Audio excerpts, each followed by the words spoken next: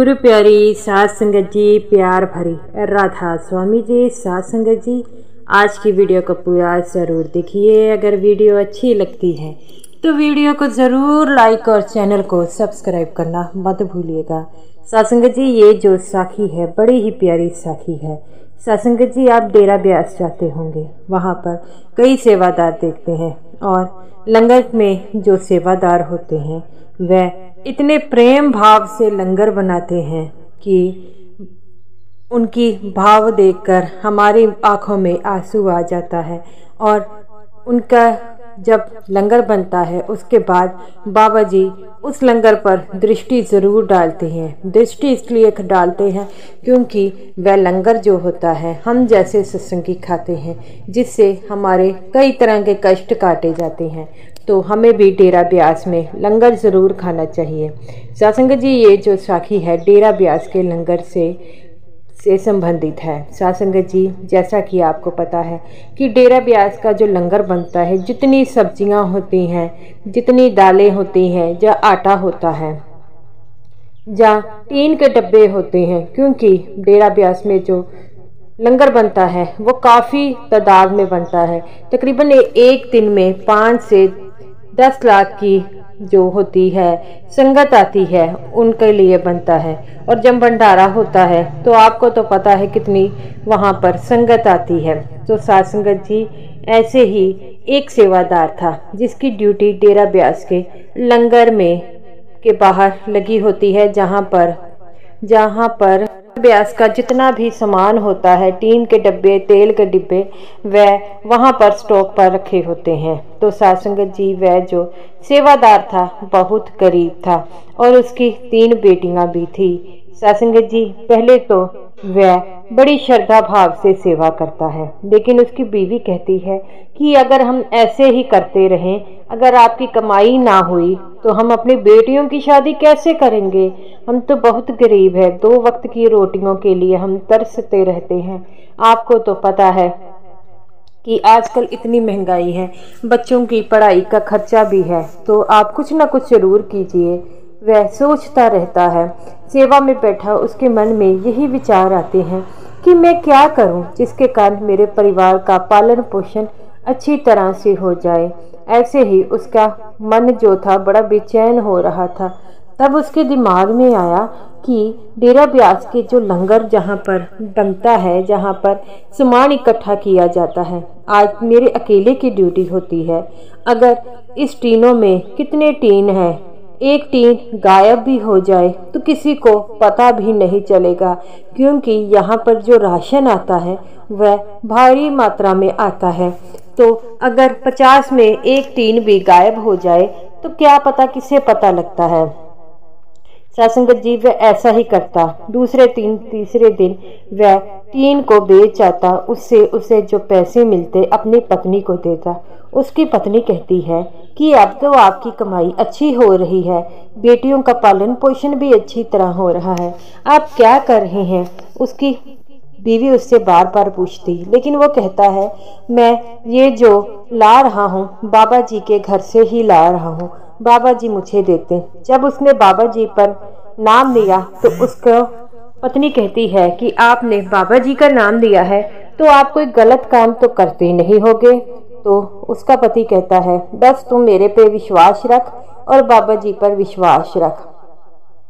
साध संगत जी, ऐसे ही उसकी ड्यूटी कई सालों तक वहां लगती रहती है, क्योंकि जिनकी पक्की ड्यूटी होती है उन्हें तो पता है कि एक जगह पर ही ड्यूटी रहती है। ऐसे ही दिन व्यतीत होते रहे। उसकी बेटियां पढ़ लिख गई। पहले उसकी एक बेटी की शादी हो गई, तो अच्छी शादी उसने की, बहुत धूमधाम से की। और फिर उसकी दूसरी बेटी की जब शादी हुई, उसने फिर से धूमधाम से अपनी बेटी की शादी की और बड़े ही लाड़ चाव से शादी की। और फिर जब तीसरी बेटी की शादी की बारी आई तो उसकी पत्नी कहती है आपने और बाबा जी की कृपा से हमारी दोनों बेटियों की शादी जो है बड़े अच्छे घर में हो गई है और अच्छी तरह से हो गई है। बस ये तीसरी बेटी की शादी हो जाए तो मुझे कुछ नहीं चाहिए। तो वो कहता है तुम बाबा जी पर विश्वास रखो, बाबा जी सब कुछ ठीक करेंगे, क्योंकि बाबा जी हमारे सिर पर हैं और हम जो पैसे यहाँ लेकर आते हैं वह बाबा जी की कृपा से ही आते हैं। उसकी पत्नी कहती है कि आप सच कहते हैं, बाबा जी हम पर बड़े ही मेहरबान हैं। तो सात संगत जी ऐसे ही उसकी तीसरी बेटी की शादी हो गई। सात संगत जी जब एक बार मन में लालच आता है तो वो लालच कभी नहीं जाता। उसकी तीसरी बेटी की शादी हो गई तो अगले दिन जब वो दोबारा सेवा पर आया तो उसके मन में फिर लालच आया कि आज फिर टीन का डिब्बा ले जाता हूँ और मैं इसे बेचकर पैसे कमा देता हूँ।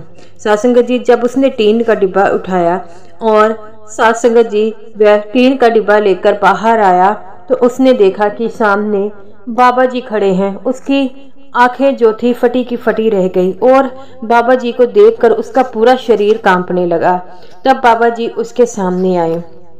बाबा जी कहते हैं, तू कितने सालों से यहाँ से टीन का डिब्बा लेकर जाता है। मैं तुझे कुछ नहीं कहता क्योंकि तेरी बेटियों की जिम्मेवारी तेरे पर थी। वो तेरी बेटियां नहीं थी, मेरी थी, इसीलिए मैंने तुझे कुछ नहीं कहा। तू जब भी यहाँ से डिब्बा लेकर जाता है, तुझे क्या पता है कि तुझ मुझे नहीं पता? ये तेरी गलत फहमी है। मुझे सब कुछ पता होता है लेकिन मैं चुप रहा क्योंकि तेरे ऊपर तेरी बेटी की पढ़ाई और उनकी शादियों का जो था प्रेशर था और ये तुम्हारी एक जिम्मेवारी थी जिन्हें तुझे पूरा करना था। लेकिन अब तो जिम्मेवारी तेरी खत्म हो गई है। तू अपनी पत्नी से ये कहता कि बाबा जी ने हमें पैसे दिए हैं हमारी बच्चियों के खर्चे के लिए। तू यहाँ से टीन के डिब्बे उठाता था और बेचता था। मैं भी चुप रहा क्योंकि तेरी बेटियों के खातिर। अब तो तेरी बेटियों की शादी हो गई है, अब तो ये काम छोड़ दे। तो वो बाबा जी की जब उसने ये बात कही सुनी तो वह बाबा जी के चरणों में गिरकर रोने लगा और कहने लगा, मेरे सतगुरु, मेरे सच्चे पातशाह, मुझे माफ़ कर दो, मैंने बहुत ही गलत कर्म किए हैं। बाबा जी कहते हैं, कोई गलत कर्म नहीं किए। तू मेरे से यहाँ से लेकर जाता है, डेरा भी तो तेरा था, लेकिन तेरी बेटियों की जिम्मेवारी थी और वो मेरियों भी बेटियां थी, इसलिए मैंने तुझे कभी नहीं मना किया। लेकिन अब तेरी बेटियों की जिम्मेवारी खत्म हो गई है। अब तो ये काम छोड़ दे, अब तो भजन सिमरन कर ले, अब तो ईमानदारी से सेवा कर ले। नहीं, पर तेरे मन में लालच आ गया है और लालच भी इतना आ गया है जिस कारण तू अब लालच पे लालच करता जा रहा है। ये भी नहीं देख रहा कि अब तेरे घर में खाने वाला कौन है, तू और तेरी पत्नी, और आराम से तुम्हारा गुजारा हो सकता है। लेकिन तू जो है इस लालच को छोड़ना नहीं चाहता। तू चाहता है कि अब भी मेरे पास उतने पैसे आए। गुरु के घर से लेकर जा रहा है, थोड़ी तो शर्म कर ले। वो ये बात सुनकर ऊंची ऊंची रोने लग पड़ता है।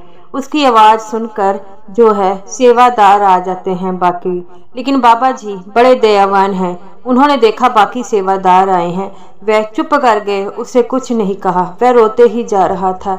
बाबा जी ने उसे उठाया और कंधों पे हाथ रखकर कहा, अब तू अपनी जिम्मेवारियों से मुक्त है, अब तू भजन सिमरन पर ध्यान दे और जो मैंने कहा है उस बात पर अमल कर। वो कहता है, मेरे सच्चे पातशाह, जो पुरानी गलतियां हो गई हैं उसके लिए मैं शर्मिंदा हूँ। अब आप मुझे माफ़ कर दो, आगे से मैं दोबारा ये गलती कभी नहीं करूँगा। बाबा जी कहते हैं, ठीक है, मैं तेरी बातों पर यकीन कर लेता हूँ, लेकिन तुझे भी मेरी बातों पर यकीन करना होगा। ये बात कहकर बाबा जी वहाँ से चले गए। बाकी सेवादार जो थे वह उससे पूछने लगे, क्या हुआ क्या हुआ। लेकिन वो कहता है, कुछ नहीं, आज बाबा जी ने मेरी आंखें खोल दी। सत्संग जी, हम गलत काम करते हैं, हम सोचते हैं कि बाबा जी हमें नहीं देख रहे, ये हमारा वहम होता है। जब भी हम जाते हैं डेरे में, हमें पर बाबा जी की पल पल नज़र होती है।